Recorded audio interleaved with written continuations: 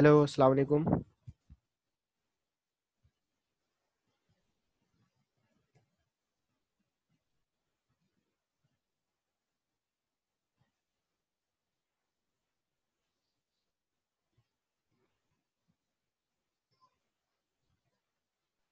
अस्सलाम वालेकुम सर। वालेकुम अस्सलाम। आवाज़ आ रही है आप लोगों को मेरी? जी सर, आ रही है। अस्सलाम वालेकुम सर। वालेकुम अस्सलाम शहरियार। कैसे हैं? ठीक ठाक। अल्लाह का शुक्र है, अल्लाह का। वालेकुम अस्सलाम हसन। जी सर जी।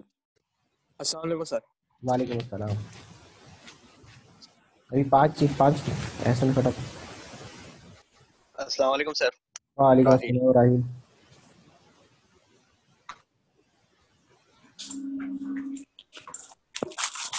सर मैं भी अभी ऑफिस जाने की तैयारी ही कर रहा हूँ। आजकल काम का लोड बहुत आया हुआ है। कौन, हसन? Yes sir. आप आर्टिस्टिक में हो सर ना? अस्सलाम वालेकुम। वालेकुम अस्सलाम। नहीं सर, अब मैं चेंज कर ली, मैंने फैक्ट्री दूसरी जगह आ गया। कहाँ पे चले गए? सर गुल अहमद चला गया सर मैं। अच्छा, तो आर्टिस्टिक के पास ज़्यादा काम है, गुल अहमद के पास ज़्यादा काम है? सर काम दोनों के पास ज्यादा है। वो डेनिम बना रहे हैं और ये होम टेक्सटाइल बना रहे हैं, मतलब कपड़े और ये बेडशीट्स वगैरह, लॉन वगैरह। अच्छा। लेकिन सर अभी दोनों ऑर्डर का तो सभी के पास जो है ना, सारी टेक्सटाइल के पास तकरीबन 6 मंथ तक के तो ऑर्डर है, चाहे वो कितने? टॉवल हो, डेनिम हो, या तकरीबन 6 महीने तक तो है, फुल है सब अच्छा, ऑलमोस्ट। सर कोविड की। तकरीबन फुल कैपेसिटी पर हैं। और ये भी रो रहे हैं कि हमारे पास जो है प्रोजेक्ट नहीं है कोविड की वजह से। नहीं यस नहीं सर, ये सर। तो लगाया हुआ है हमारा। हम्म? नहीं, ये मतलब वो जो कंपनसेशन के हवाले से तो लोग करते हैं, तो लेकिन ये है कि ऑर्डर्स बहुत है। ये सिर्फ झूठ है कि मतलब बिजनेस नहीं है, हाँ, ये नहीं है। ऑर्डर्स बहुत है। सर ये यस एप्टिमा के चेयरमैन ने ये बात बयान दिया था कि हमारे पास जो है वो हम आउट ऑफ वो हैं पूरे, यानी हमारे ऑर्डर फुल हो चुके हैं। अब फुल टेक्सटाइल इस वक्त जो है फुल कैपेसिटी पे चल रही है। सर मैक्सिमम साल तक और मिनिमम जो है 6 महीने तक के ऑर्डर है सबके पास। और ये सारा ऑर्डर जो है कोविड के, ऐसे इंडिया और बांग्लादेश का जो ऑर्डर था वो सारा पाकिस्तान आया है, इस वजह क्यों से। बांग्लादेश और इंडिया का क्यों है? सर केसेस बढ़ गए हैं ना वहाँ। अच्छा, कोविड की वजह से ना केसेस इंडिया में कंट्रोल नहीं हो रहे थे। इंडिया में तो था, कोविड ज्यादा था, बांग्लादेश में तो नहीं है। अब बांग्लादेश के अंदर भी सर इश्यू थोड़ा बढ़ रहा है सर। अच्छा, असल में वो फैक्ट्री में सर कंप्लाइंस उस तरह करवा नहीं पाए, मतलब कोविड की एसओपी वगैरह इंप्लीमेंट नहीं करवा पाए, चीजें मेंटेन नहीं करवा पाए बांग्लादेश में ना। तो यहाँ यहाँ कौन पाकिस्तान सी? में फैक्ट्री रिस्पॉन्स करा। नहीं, यहाँ कौन सी सर इम्प्लीमेंट हुई है? यहाँ ये है डेमोन्स्ट्रेट करने के लिए ना बहुत बेहतरीन इंतजाम होता है। यानी एट अ टाइम ऑडिट के वक्त जो है आप बहुत उसको कवर बेहतरीन कर तरीके लेते से हैं। डेमोन्स्ट्रेट कर देते हैं, यस सर, यस सर। लेकिन बाद में फिर वही चल रहा होता है। हम्म। तो उन्होंने जो है ना बहुत अच्छा डिमॉन्स्ट्रेट करा, एसओपी वगैरह, फिर अपना नहीं, सैनिटाइजर यहाँ बूथ वगैरह। पाकिस्तान में अल्हम्दुलिल्लाह जो है ना, उस लेवल का कोरोना था नहीं, हम इसलिए बचे, अल्लाह का शुक्र है। हाँ, वो तो अल्लाह का शुक्र है, बचत तो हो गई ना यस हमारी। वो सर वो शुरू में जो लॉकडाउन लगाया था ना इमरान खान ने, और केसेस वगैरह भी कम थे, इतने नहीं थे, तो हम्म। उसका भी जो है इफेक्ट आया था यहाँ पे पाकिस्तान में ना। क्योंकि बांग्लादेश के पास भी ऑर्डर तकरीबन फुल थे, तो वो हम्म। सारा ट्रांसफर जो है वो इधर हो गया। अच्छा, पाकिस्तान की तरफ हो गया। जी। नहीं, टेक्सटाइल तो नहीं काफी सर। इनको बहुत ऑर्डर्स मिले हैं, इनके तो 24 घंटे का फैक्ट्री है। छोटे छोटे टेक्सटाइल को भी ऑर्डर मिल गए हैं, क्योंकि बड़ी टेक्सटाइल के पास इतना इतना काम है, कोई छोटे वालों से काम करा रही है। सर गुल अहमद तो सीमेंट सेक्टर जून ने जुलाई रिकॉर्ड से बनाया फुल। है। हम्म।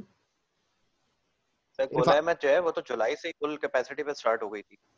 अच्छा,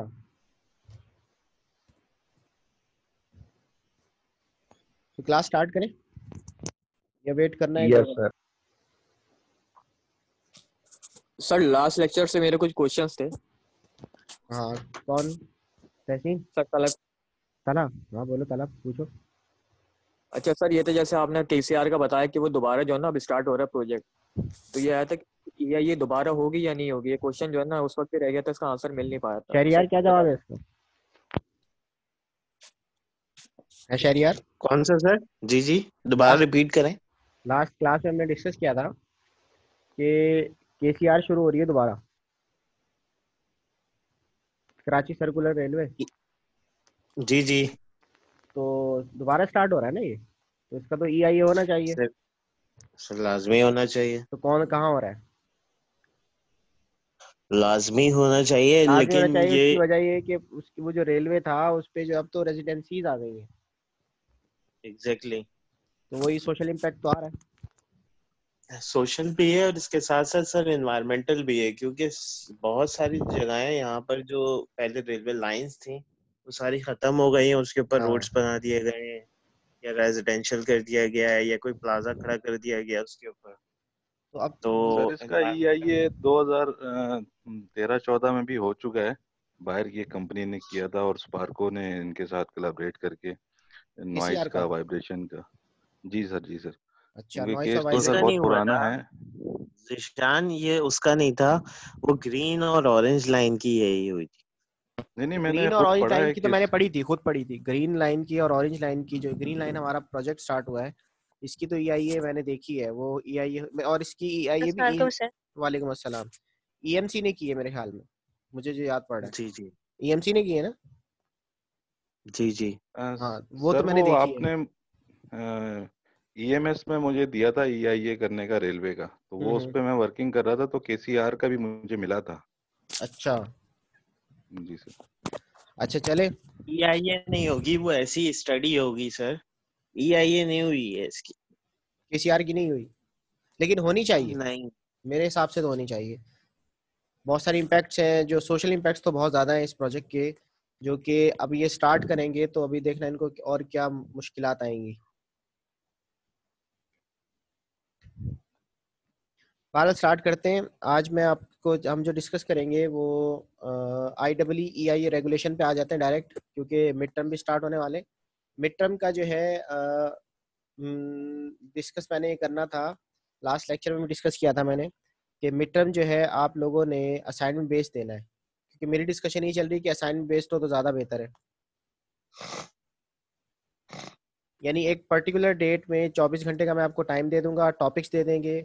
डीन साहब से ही मेरी बात हुई है, डीन साहब कह रहे हैं कि अगर आपने असाइनमेंट बेस्ड कंडक्ट कराना है तो उसको असाइनमेंट बेस्ड ही कर लें, क्योंकि हमने अंडर ग्रेड में, जो अंडर ग्रेजुएट प्रोग्राम हमारा, वहाँ पे असाइनमेंट बेस्ड हुआ है ये। तो असाइनमेंट बेस्ड ऐसे होगा कि हम आपको टॉपिक्स दे देंगे जिस तरह लास्ट सेमेस्टर में दिए थे, उन टॉपिक्स पे आप जो है वो असाइनमेंट बना लीजिएगा। फिर वही प्रेजेंटेशन और प्रेजेंटेशन देंगे तो 30 मार्क्स आपके मिड टर्म के अंदर काउंट हो जाएंगे।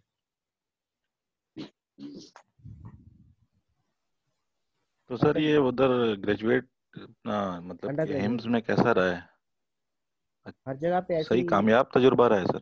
हाँ ऐसी की है हर जगह पे इन्होंने, क्योंकि वो इसमें पता है क्या हो रहा था, LMS पे पेपर लेने में ये हो रहा था कि बहुत सारे स्टूडेंट्स को प्रॉब्लम आ रही थी। स्टूडेंट को भी प्रॉब्लम आ रही थी क्योंकि उस वक्त पर्टिकुलर टाइम में इंटरनेट नहीं होता बास स्टूडेंट्स के पास, तो वो वालेकुम अस्सलाम उस्मान, वो अपना पेपर जमा नहीं करा सकते। तो उस पे डीन साहब ने कहा कि इसको हम असाइनमेंट बेस्ड कर देते हैं। बहरहाल डिस्कशन जारी है, मैं आपको जैसे होगा ना बता दूंगा। तो स्टार्ट विद द क्लास। अच्छा, IEEE का हमने लास्ट टाइम फ्लो चार्ट पढ़ा था, ठीक है। आज हम पढ़ेंगे IEEE रेगुलेशन, जो कि सबसे पहले 2000 में आई, फिर 2014 में, 2012 में अमेंड हुई। तो पहले मैं तो खोल देता हूँ, मैं आपसे शेयर भी करता हूँ।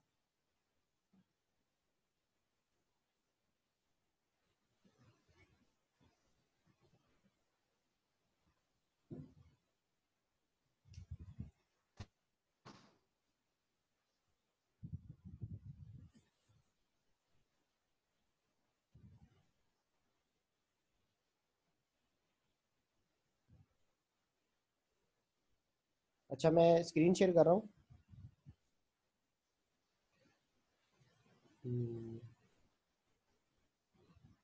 स्क्रीन नज़र आ रही होगी सबको?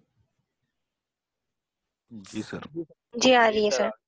अच्छा, ये review of IEEE and EIA regulation 2000, ये पंजाब का मैंने खोला है, या आप इसको पाकिस्तान का भी कह लें, सबसे पहले 2000 में आया था। अच्छा, हम इसको कहते हैं review of IEEE EIA regulation. मैंने आपसे कहा था कि acts are further explained by regulation. हमारे जो कानून होते हैं, एक्ट्स होते हैं, जैसे पाकिस्तान एनवायरमेंटल प्रोटेक्शन एक्ट है, वो एक्ट वो फर्दर एक्सप्लेन होगा रेगुलेशन के तहत। यानी एक्ट्स को हम रेगुलेशन से एक्सप्लेन करते हैं। एक्ट में तो लिखा है कि हर नया प्रोजेक्ट जो है वो IEEE या EIA फाइल करेगा एजेंसी के अंदर। अब उसको फर्दर एक्सप्लेन करना है। तो जैसे मैं आप मिसाल देता हूँ मैं आपको कि कुरान में लिखा है नमाज पढ़नी है आपने, तो ये तो कानून है अल्लाह का, इंसाफ करना है आपने, रोजे रखने, ये तो हो गया एक्ट, ये हो गया अल्लाह ताला का एक्ट, कानून। उसके बाद नमाज कैसे पढ़नी है उसकी एक्सप्लेनेशन, ठीक है। रोज़ा कैसे रखना है वो तो तरीका तो पूरा कुरान में नहीं लिखा। रोज़ा कैसे रखना है, किस वक्त आपकी सहरी का टाइम होगा, किस वक्त आपकी अफ्तारी का टाइम होगा, और उसमें क्या चीज़ खानी है क्या चीज़ नहीं खानी। तो बहरहाल ये जो जैसे हदीस जो है वो कुरान की एक्सप्लेनेशन है, फर्दर एक्सप्लेनेशन है। इसी तरह रेगुलेशन जो होती हैं वो एक्ट जो इन्वायरमेंट कोई भी एक्ट होता है उसकी एक्सप्लेनेशन होती है। फर्ज किया मैं कहता हूँ कि भाई आप कोई भी प्रोजेक्ट लगने जा रहा है नया, उसकी कंस्ट्रक्शन है या ऑपरेशन फेज है, इंस्टॉलेशन फेज है, तो उसकी IEE या EIA होगा। तो अब IEE और EIA कैसे होगा, किन प्रोजेक्ट्स का क्या होगा, इसकी एक्सप्लेनेशन के लिए वो अलग से एक रेगुलेशन बनाते हैं, ठीक है। तो acts are further explained by regulation. मैंने आपको इसको क्लैरिफाई कर दिया। सबसे पहले हमारे पास 2000 आया था जो कि पंजाब के अंदर अप्रूव हुआ था और पंजाब ने उसको फॉलो किया था। अच्छा, इसके अंदर मैं आपको जो चीज़ें बताऊंगा वो ये है कि सबसे पहले टाइटल क्या है, इस रेगुलेशन का टाइटल क्या है, इसके अंदर डेफिनेशंस। हर रेगुलेशन हर एक्ट उसके अंदर स्टार्टिंग में डेफिनेशंस होती हैं। जैसे मैंने आपको EMS के अंदर इन्वायरमेंटल मैनेजमेंट सिस्टम के अंदर भी शुरू में डेफिनेशंस बताई थी। फिर आया है कि प्रोजेक्ट्स रिक्वायरिंग एन IEE, ऐसे प्रोजेक्ट्स जिनके अंदर IEE होनी चाहिए, ऐसे प्रोजेक्ट्स जिनकी EIA होनी चाहिए, और ऐसे प्रोजेक्ट्स जिनको ना IEE की ज़रूरत है ना EIA की ज़रूरत है। फिर आपने IEE EIA की प्रिपरेशन कैसे करनी है, उसकी रिव्यू फीस कितनी है, और फाइलिंग कैसे करनी है, उसका फाइल कैसे करना है, फाइल करा के क्योंकि आप सबमिट कराते हैं, फिर उसकी प्रिलिमिनरी स्क्रूटनी होती है, फिर पब्लिक पार्टिसिपेशन कैसे होगी, उसका क्या तरीक़ाकार है, रिव्यू क्या होगा, रिव्यू का कितना टाइम पीरियड होगा, और उस पर फिर डिसीजन क्या होगा इदारे का। फिर कंडीशन ऑफ अप्रूवल क्या होंगे कि भाई अगर आप कंपनी कंप्लायंस नहीं करती तो अप्रूवल में भी विद हेल्ड और कैंसिल भी हो सकता है, कंफर्मेशन ऑफ कंप्लायंस हो गया। फिर बाज़ औक़ात जो है जो एजेंसी है इन्वायरमेंटल प्रोटेक्शन एजेंसी, वो रिव्यू पीरियड में एक्सटेंशन भी मांग लेती है, ठीक है। वैलिडिटी पीरियड ऑफ अप्रूवल, कोई भी अप्रूवल हुई है उसकी वैलिडिटी पीरियड क्या है। एंट्री एंड इंस्पेक्शन मॉनिटरिंग, कैसे एंट्री हो रही है और उसका इंस्पेक्शन का तरीकाकार क्या होगा, मॉनिटरिंग कैसे होगी, कैंसिलेशन ऑफ अप्रूवल कैसे कैंसिल हो सकती है, registers of IEE EIA projects, उसका रजिस्टर्स कैसे मेंटेन करेगा, इन्वायरमेंटल सेंसिटिव एरियाज क्या होते हैं। अच्छा, और इन्वायरमेंटल असेसमेंट एडवाइजरी कमेटी, ये वही जो ECs बनती हैं, एक्सपर्ट कमेटीज बनती हैं, वो एक्सपर्ट कमेटी किन किन लोगों पर मुश्तमिल होगी, और अदर अप्रूवल्स। तो हम इसको वन बाय वन देखते हैं। तो ये तो टेक्स्ट स्टार्ट हो रहा है।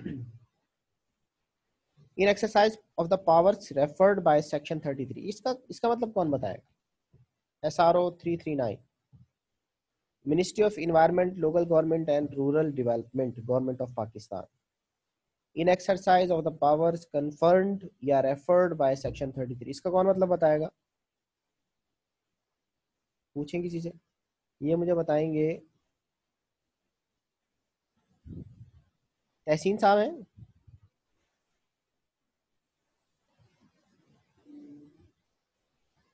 अमजद, सर नहीं, इसका अंदाजा नहीं है। हसान, देखें सिंध में लिखा है इन एक्सरसाइज सर ऑफ ये the powers confirmed by section 36, यहाँ लिखा है in exercise of the powers referred by section 33 of Pakistan environmental protection act. क्या मतलब है इसका। सर ये जो पाकिस्तान एनवायरमेंटल प्रोटेक्शन एक्ट 1997 का सेक्शन 33 में जो यानी पावर्स दे दी गई हैं, यानी हाँ ये गुड, काम करना है, तो ठीक ये है, उसको रेफरेंस देते हुए बता रहे हैं कि जबरदस्त, ये डेफिनेशंस क्या क्या है उसके अंदर। ठीक है, गुड। देखें हम कोई भी कोई भी एक्ट होता है ना, कोई भी, मैं सिर्फ इन्वायरमेंटल प्रोटेक्शन एक्ट की बात नहीं कर रहा, कोई भी हमारा लॉ या एक्ट बनता है तो उसके अंदर उस लॉ या एक्ट की पावर बताई जाती है कि उसकी पावर क्या, वो क्या कर सकता है। तो यहाँ पे लिखा है in exercise of the powers conferred, ये सिंध में कन्फर्ड का लफ्ज यूज किया है, और यहाँ पे लिखा है रेफर्ड बाय सेक्शन 33, यानी जो हमारा पाकिस्तान इन्वायरमेंटल प्रोटेक्शन एक्ट है उसका सेक्शन 33 ने उस एक्ट को पावर दे दी है कि वो जो है वो कोई भी रेगुलेशन बना सकता है रिगार्डिंग इन्वायरमेंट, अगर वो समझता है। ठीक है शहरियार? जी सर। अभी इन्वायरमेंटल कंसल्टेंट्स अप्रूव होने जा रहे हैं सिंध के अंदर, सर ऐसे ही है अप्रूव भी होने जा रहे हैं, एक्ट के अंदर अमेंडमेंट्स भी होने जा रही है, ना? एक्ट के अंदर रेगुलेशंस भी अमेंडमेंट भी होने जा बदलने रही, जा तो रहे वो किस पावर्स के थ्रू जाएंगी? वो पावर, वो एक्ट की पावर कौन से सेक्शन में लिखी है सिंध के, कभी पता है इसको, देखा है? 33 की हैं। सर पाकिस्तान। नहीं सिंध में मेरे ख्याल में 36 नहीं है, नहीं, सिंध का डिफरेंट है। सिंध का 36 है। हाँ 36 ऐसी कुछ है, बिल्कुल सही हाँ कह रहे हैं आप, सिंध सिंध का का डिफरेंट है। 36 है और पंजाब का 33 है। तो कोई भी एक्ट जो है या कोई भी लॉ जो है वो अपने अपने ही एक्ट को पावर देता है कि वो इसके अंदर अमेंडमेंट कर सके, ठीक है, एज पर नीड। जैसे इन्वायरमेंटल कंसल्टेंट जो है वो अप्रूव होने चाहिए। अब उसको डायरेक्टर जनरल या डीजी कैसे बुलाएगा? उसको डीजी डायरेक्ट नहीं बुला सकता, वो उस पावर को यूज करेगा जो कि उसको सेक्शन 36 देता है, ठीक है। तो Pakistan environmental protection agency with the approval of federal government is please to make the following rule. उन्होंने ये रूल्स बनाए हैं। सबसे पहले तो उसका टाइटल एंड कमिटमेंट होता है, याद रखिएगा। कोई भी रूल या रेगुलेशन बनती है, कोई एक्ट बनता है तो उसका टाइटल होता है। जैसे रिव्यू ऑफ IEEE रेगुलेशन, इसके साथ रिव्यू लाजमी लगता है।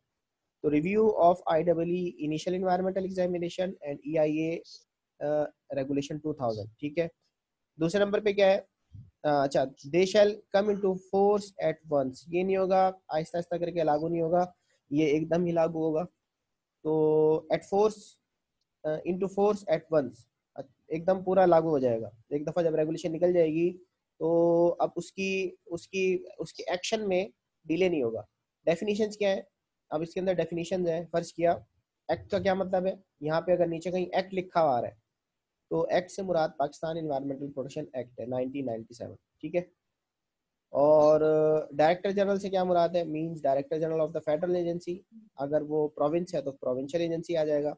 EIA मींस क्या है? Environmental impact assessment as defined in clause 6 of section 2 of the act 1997, ठीक है। इसी तरह IEEE का क्या मतलब होगा और कौन सी क्लास के अंदर इसको डिफाइन किया गया, ये बता दिया 1997 के। शेड्यूल क्या होता है? Schedule schedule mean a schedule to these guidelines, ठीक है। अब नीचे हम शेड्यूल देखेंगे। देखें, जब भी हम कोई प्रोजेक्ट देखते हैं हम ये कहते हैं कि वो किस किस शेड्यूल में लाया कर रहा है। शेड्यूल 1 में है, शेड्यूल 2 में है, शेड्यूल 3 में है, ठीक है। पंजाब में सिर्फ 2 शेड्यूल है, शेड्यूल 1 एंड शेड्यूल 2। कौन बताएगा शेड्यूल 1 क्या है और शेड्यूल 2 क्या है? ये मुझे तलहा इफ्तिखार बताएंगे। तलहा? नहीं पता सर। नहीं पता। ये बड़े काम की चीज़ है। उसकी वजह ये कि इसी पे इन्वायरमेंटल लॉस पे इंसान कमा रहा होता है। हसन फरीद,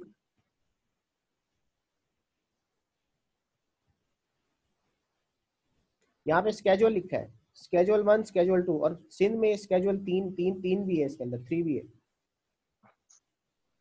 सर ये वो है जिनके अंदर वो इंडस्ट्रीज वगैरह डिफाइन ही नहीं है, ठीक है। इनको स्केड्यूल 1 किस पे जाएगा? स्केड्यूल 1 किस पे जाएगा? स्केड्यूल 1 सर मेरे ख्याल से बड़े प्रोजेक्ट पर है, जो 50 मिलियन या इससे बड़े कुछ प्रोजेक्ट होता है ना, उस पे है, या फिर इस पे मेरे ख्याल से एरिया भी डिफाइन हुआ हुआ था। अच्छा गुड। और कोई? सर EIA और स्केड्यूल 1 EIA है और स्केड्यूल हाँ वो बड़े प्रोजेक्ट के लिए EIA सर, इसके बाद IEEE फिर चेकलिस्ट है। स्केड्यूल 1 जो है वो IEEE है और स्केड्यूल 2 जो है वो EIA और स्केड्यूल 3 जो है वो हाँ 3 चेकलिस्ट है, शेड्यूल 3 जो है, बाकी सर वो उसमें पंजाब में नहीं है। पंजाब में नहीं है, फेडरल गवर्नमेंट में चेकलिस्ट है। पंजाब में 2 है सर। पंजाब में 2 है, स्केड्यूल 1 और स्केड्यूल 2। तो हम जब कोई बात करते हैं ना तो हम ये कहते हैं कि ये जो प्रोजेक्ट है स्केड्यूल 1 में आता है, स्केड्यूल 2 में आता है। स्केड्यूल 1 का मतलब ये है कि IEEE में, और स्केड्यूल 2 का मतलब EIA, ठीक है। तो यहाँ पे लिखा होगा section means the section of this act, all other words and expressions used in these guidelines but not defined shall have the same meanings as are assigned to them in the act, ठीक है। अगर कोई इस तरह की कोई word आती है तो वो भी इन्हीं एक्ट की डेफिनेशंस के अंदर काउंट होगी। अच्छा, फिर तीसरा जो हमारा सेक्शन है, projects requiring an IEEE, a proponent of the project falling in any category specified. देखिए यहाँ क्या लिखा है, वही मैं आपसे जो डिस्कस कर रहा था। यहाँ क्या लिखा है? स्केड्यूल 1 या शेड्यूल 1। तो शेड्यूल 1 में जो भी प्रोजेक्ट्स लाए कर रहे होंगे कैटेगरी, उसकी कैटेगरी जो होगी वो उस कैटेगरी में जो लाए कर रहा होगा तो उसको हम स्केड्यूल 1 का प्रोजेक्ट कहेंगे। सिंध में मुझे नहीं पता है, सिंध में भी ऐसे ही है ना, स्केड्यूल 1 IEE है, स्केड्यूल 2 IEE है। सर 1 IEE है, 2 EIA है, 3 जो है चेकलिस्ट है। ठीक है, गुड। तो यहाँ पे स्केड्यूल 1 या शेड्यूल 1 जो है वो shall file an IEE with the agency a provision of section 12। अभी यहाँ पे सेक्शन 12 है, वो जो मैंने आपको बताया था, here with the provision of section 12 of the such project, ठीक है, टू अप्लाई सच प्रोजेक्ट। अच्छा, पंजाब में सेक्शन 12 है, सिंध में लास्ट टाइम मैंने डिस्कस किया था, सिंध में किस सेक्शन में है? 16 है। और बलूचिस्तान में पढ़ा चुका हूँ यार मैं। हाँ सर पढ़ाया तो था। सेक्शन 15 है, कौन सा? 15 है सर। 15 है। तो projects requiring an IEE proponent of the project. Proponent किसे कहते हैं? वही प्रोपोनेंट जो कि प्रोजेक्ट का मालिक है, प्रोजेक्ट को स्टार्ट करने जा रहा है। of the project falling in any category specified in Schedule 1 shall file an IEE with a federal agency to the provision of Section 12। ठीक है, Section 12 की प्रोविजन के लिए। इसी तरह a project requiring an EIA, a proponent of the project falling in category specified in Schedule 2। फर्क क्या है? This is Schedule 2, तो Schedule 1 है, Schedule 2 है। and provision with a provision of Section 12 applied to such projects। ठीक है, यहाँ पे एक टर्म एक और भी लिखी है, in addition to any category specified in schedules 1 and 2 a proponent of any of the following projects shall file। इसका क्या मतलब है शहरियार? सॉरी, इसका क्या मतलब है? Other projects requiring an IEE और EIA। अदर प्रोजेक्ट का मतलब ऐसे प्रोजेक्ट्स जो आपको इसके जो स्केड्यूल में फॉल नहीं कर रहे, जो स्केड्यूल में फाइल नहीं करे, तो उसके लिए क्या करना होता है? सर वो कंसल्ट की जाती है अपना डायरेक्टर जनरल या एनवायरमेंटल प्रोटेक्शन एजेंसी से कि इस तरह का प्रोजेक्ट है, आप हमें सजेस्ट करें कि ये IIA कैटेगरी फॉल करेगा या EIA में या IEE। गुड। एक प्रोजेक्ट था, EMC ने जमा कराया था, अभी ये पिछले 2 महीने पहले की बात है, मैं उसकी एक्सपर्ट कमेटी का मेंबर था। तो उस प्रोजेक्ट में ये हुआ था कि EMC ने उसको IEE के अंदर फाइल किया था। ठीक है, IEE बना के जमा करा दी थी। तो वो था स्टोरेज एरिया का, यानी वो ऑयल जो डिस्टिलरी ऑयल होता है ना, जो गन्ने से जो ऑयल निकलता है बगास, उससे वो E10 बना रहे थे, कुछ भी था बाहर, उसका स्टोरेज था, बहुत बड़ा स्टोरेज टैंक उन्होंने डिजाइन करने थे, और ये करने थे नॉर्दर्न बाईपास पे, आबादी के पास। तो वो मेरे सामने जो है वो बैठे बिठाए IEE फाइल की थी उन्होंने। तो DG ने पूरे एक्सपर्ट मेंबर्स को बुलाया, जिसमें शायद लुत्फी साहब भी थे और बड़े बड़े एक्सपर्ट्स थे, डॉक्टर शायद अमजद साहब भी थे। तो उसके बाद हुआ ये था कि उसके related to projects likely to cause adverse environmental effects, सिर्फ इस बेस पे उन्होंने कहा था इसका एडवर्स इन्वायरमेंटल इम्पैक्ट है, तो प्रोजेक्ट जो है IEE से वो EIA में कन्वर्ट हो गया था।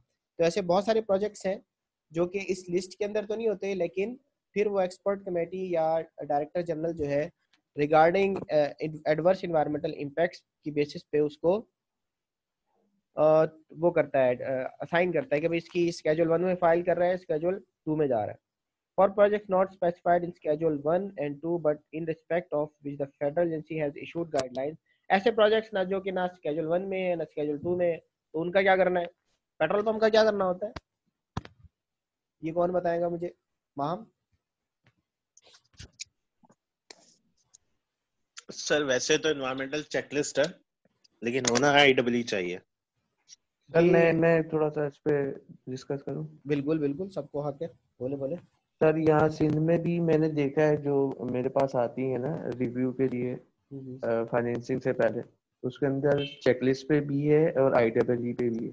पर पंजाब के और जो KP के और जो बलूचिस्तान से आ रही होती है ना, वो सारी IEE पे इशू हुई होती है पेट्रोल पंप पे। बिल्कुल, हालांकि इनका मेरे ख्याल में तो EIA होना चाहिए। देखिए कम से कम IEE तो होना चाहिए, क्योंकि सर वेरी करता है, कोई पेट्रोल पंप की स्टोरेज बहुत ज्यादा होती है, क्योंकि इनको एक्सप्लोसिव डिपार्टमेंट अप्रूवल देता है, इनको DCO तक, DCO सर डिप्टी कमिश्नर तक इनको अप्रूवल देता है। DCO के बगैर ये लग ही नहीं सकते। पंजाब में तो आप जब तक डिप्टी कमिश्नर उसको साइन नहीं करेगा, ट्रैफिक पुलिस से इनको अप्रूवल लेना है, तो उसको होना ऐसा चाहिए। EIA तो चले एक छोटा पंप है, उस पे ना बनाई जाए, फाइल ना की जाए। सर मैं छोटे पंप की बात नहीं कर रहा, वेरी करता है ना सर, बहुत सारे डिफरेंट साइजेस के आ रहे होते हैं स्टोरेज। यहाँ तो चेकलिस्ट में उसको डंप कर देते हैं, लेकिन होना इसका आईडब्ल्यू, मेरे हिसाब से आईडब्ल्यू होना चाहिए। थोड़ा सा प्रोजेक्ट बड़ा प्रोजेक्ट है। बस इनमें होता है, कुछ कुछ पे होता है। अच्छा, मैंने कभी देखा नहीं है इसको सीन में।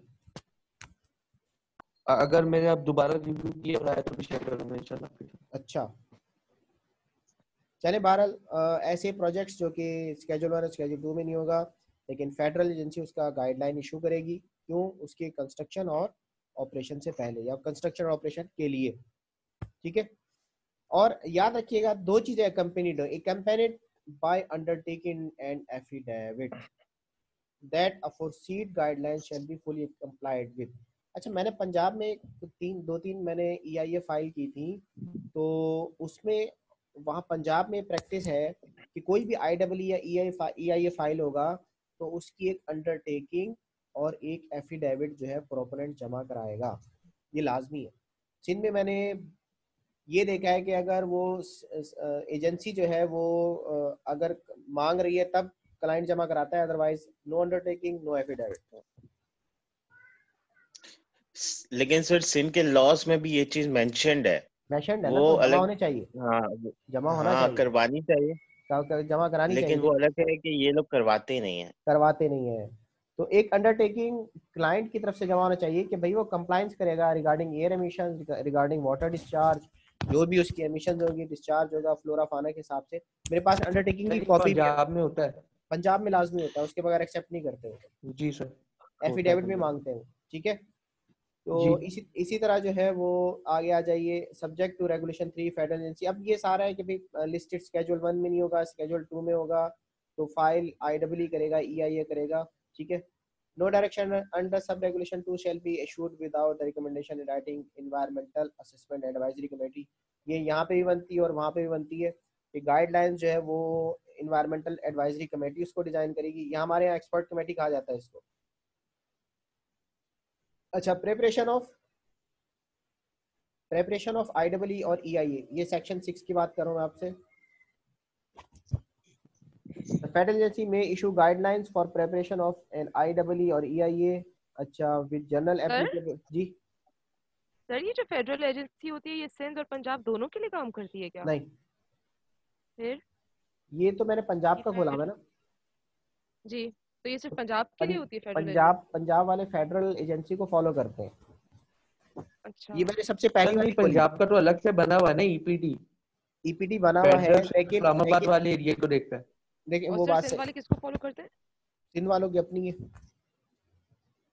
जो भी मैं खोलूंगा अभी मैं दिखाता हूँ आपको। अच्छा, सही है, ठीक है। प्रिपरेशन ऑफ IEE और EIA। फिर क्या है? गाइडलाइंस फेडरल एजेंसी में issue guidelines for preparation of IEE और EIA। ठीक है, फेडरल एजेंसी जो है वो गाइडलाइंस इशू करेगी। ठीक है, हमारे यहाँ सिंध में गाइडलाइंस नहीं है, पंजाब में गाइडलाइंस हैं कि आपने जब IEE या EIA बनाना है तो इन गाइडलाइंस को सामने रख के बनाना है। ये मैंने इमरान साबिर साहब से भी डिस्कस किया था कि गाइडलाइंस को फॉलो क्यों नहीं किया जाता। तो बार उन्होंने कहा था कि गाइडलाइंस है, लेकिन जो पैटर्न है उन्हीं गाइडलाइंस को देख के हम रिपोर्ट फाइल करते हैं, लेकिन ये एज सच गाइडलाइंस इनके अंदर नहीं है। पंजाब वाले उस स्पेसिफिक गाइडलाइन को फॉलो करते हैं। मैं गाइडलाइन अभी आपसे शेयर करूंगा। ठीक है, फिर आगे आ जाइए। रिव्यू फीस, ये मैं छोड़ रहा हूँ सारा। रिव्यू फीस सेक्शन 7 के अंदर, the proponent shall pay at the time of submission of an EIA or a non-refundable review fee to the agency in accordance with rates specified in Schedule 3।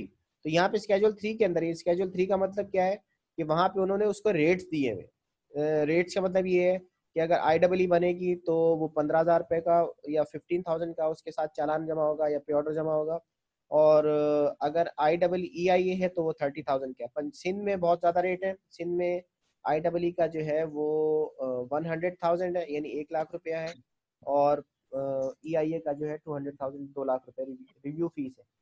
ठीक है, filing of IEE EIA 10 paper copies and 2 electronics, ये भी मैंने कभी नहीं देखी यहाँ पे जमा होते। ये जमा होती है सर, होती है EIA के केस में होती है, IEE में नहीं होती सर, दोनों में होती है। अच्छा यार, मैंने तो आज तक जमा नहीं कराई। वो अलग सी बात है कि आपने नहीं कर रहा है, लेकिन होती है सर। होती है। अच्छा ठीक है, 10 पेपर कॉपीज, 10 कॉपियां इसकी जमा होती हैं, 2 electronic copies of 2 electronic copies जमा होती हैं of IEEE shall be filed with the federal agency. Every IEEE और EIA शैल बी अकैम्पनीड बाय। अच्छा फिर इसके बाद इसकी एक एप्लीकेशन होगी जिसको हम कवर लेटर भी कहते हैं। एप्लीकेशन होगी in the form set in the schedule 4। यहाँ पे उसका फॉर्म भी दिया हुआ है, ठीक है। और copy of receipt showing payment of review fees, ठीक है, कॉपी ऑफ रिसीप्ट मिलेगी जिसका फिर ये आपकी फाइल जो है इन 2 चीज़ों के साथ अकैम्पेनिड हो। फिर प्रीलिमिनरी स्क्रूटनी होता है 10 वर्किंग डेज के अंदर जो फाइल किया जाता है, रिपोर्ट जो एजेंसी के अंदर जमा कराई जाती है, तो फेडरल एजेंसी उसकी प्रीलिमिनरी स्क्रूटनी करेगी। पहली स्क्रूटनी उसकी स्टार्ट शुरू हो जाएगी 10 दिन के अंदर अंदर। कंफर्म दैट द IEEE और EIA is complete for purpose of initiation of review process. वही देखते हैं कि इनकी डॉक्यूमेंटेशन कंप्लीट है ताकि इसकी IEEE या EIA का जो इनिशिएशन प्रोसेस स्टार्ट किया जाए। पहली सिक्योरिटी क्या होती है कि whether the documents requirement is fulfilled. इनकी कंप्लीट डॉक्यूमेंट्स है, बाज़ दफ़ा हम जमा कराते हैं किसी के अंदर जो है वो एफिडेविट नहीं लगा होता, या समटाइम्स कोई भी फाइल जो है उसके अंदर अंडरटेकिंग नहीं होती, कहीं साइट लेआउट मैप नहीं होता, कहीं पे जो है अगर वो सेप्टिक टैंक का डिज़ाइन नहीं होता, तो वो इनिशियल रिव्यू करते हैं और फिर उसके बाद वो दोबारा उस कंसल्टेंट को या उस प्रोपेरेंट को लिख देते हैं कि आपने ये चीज़ जमा नहीं कराई। तो कंफर्मेशन दैट द IEEE और EIA इज कंप्लीट। और दूसरे नंबर पे require that the proponent to submit such additional information as may be specified. और अच्छा प्रीलिमिनरी स्क्रूटनी पंजाब में प्रोसेस ये है कि जब आप फाइल करते हैं तो वो आपसे रिव्यू मांगते हैं, हर रिपोर्ट के अगेंस्ट रिव्यू आता है, यानी वो review you have to submit it, ठीक है। रिव्यू के अंदर पॉइंट्स होते हैं कि आपने ये चीज़ें इस रिपोर्ट के अंदर छोड़ी हुई है, मिसिंग है, you need to submit it. तकरीबन हर रिपोर्ट के अंदर एक रिव्यू आता है और मैं इसको आगे डिस्कस भी करूंगा। सिंध में भी ऐसा है? बिल्कुल आता है सर। IEEE में आता है सर? यहाँ पे प्रॉपर एक लेटर के फॉर्म में या उस तरह की फॉर्म में तो नहीं आता, नहीं आता, लेकिन जब आप केस को प्रेजेंट करते हो तो उस वक्त हाँ कोई ऐसी रिक्वायरमेंट आती है तो डायरेक्ट कहा जाता है कि अच्छा, आपने ये चीजें सबमिट मजे की बात सिंध में प्रेजेंटेशन होती है। सिंध में एवरी प्रोजेक्ट रिक्वायर्स प्रेजेंटेशन। आपने कोई भी EMP फाइल की है, IEEE फाइल की है और EIA फाइल की तो पब्लिक हियरिंग पे जाएगी। तो लेकिन सिंध में ये कि हम प्रेजेंटेशन देते हैं जो कि एक अच्छा एक्शन है। पंजाब में प्रेजेंटेशंस वाली कहानी नहीं है। पंजाब में आप रिपोर्ट फाइल करते हैं, वो उसके अंदर डेफिशिएंसीज देखते हैं और उसका एक रिव्यू लेटर बना के दे देते हैं कि भाई ये चीज़ इसके अंदर डेफिशिएंसी है, आप इसको फुलफिल करें बस। सिंध में कि हम डायरेक्टर्स के सामने बैठते हैं या कभी DG के सामने बैठना पड़ जाता है, तो वो उसकी प्रेजेंटेशन लेते हैं जिसमें वो पूछते हैं कि भाई ये डेफिशिएंसीज है इसके अंदर, आप इस चीज़ को करेक्ट कीजिए या इसके बारे में बताइए, ठीक है। तो फिर रिटर्न द IEEE और EIA to the proponent for revision. ये देखिए मैं बता रहा था जो आपको, वहाँ पे क्या है, पूरी रिपोर्ट रिवीजन के लिए वापस कर दी जाती है। रिटर्न द IEEE और EIA to the proponent for revision. Revision लाजमी आती है सिंध में। मैं उसके हम जब रेगुलेशन पढ़ेंगे हम देख लेंगे क्या सिंध में भी ये लफ्ज लिखा हुआ है या नहीं लिखा हुआ। ये शरियात लिखा हुआ है यहाँ पे सिंध की रेगुलेशन के अंदर। सर रिवाइज रिपोर्ट की जुरिडिक्शन है सिंध में भी, लेकिन जमा तो नहीं होती। नहीं करवा सकते हैं, हमने बहुत सारी EIA EIA में जमा होती है ना। देखिए EIA में, मैं IEEE की बात करूँ, यहाँ पे लिखा है रिटर्न द IEEE फाइल। जो नहीं जो EIA रेगुलेशन है वही IEEE के लिए भी है। ऐसा नहीं है कि वो अलग, हाँ बिल्कुल अलग तो नहीं कर सकते ना। ऐसा नहीं है कि IEEE के लिए स्पेसिफिक है और EIA के लिए स्पेसिफिक नहीं है। हाँ तो बहरहाल clearly listing the points requiring further study and discussion. तो स्टडी एंड डिस्कशन मेरे पास कुछ पढ़ा हुआ नहीं है, मैं आपको दिखाता वो आप फिर मांगते हैं आपसे कि आप ये रिवीजन प्रोपोनेंट जो है ना रिवाइज करके दोबारा जमा कराए, यानी उस जो रिपोर्ट भी आपको वापस कर देते हैं। उस रिपोर्ट में कहते हैं कि रिपोर्ट के अंदर इन पेजेस पे पेज नंबर फलाने पे आप ये क्लियर करके दें हमें।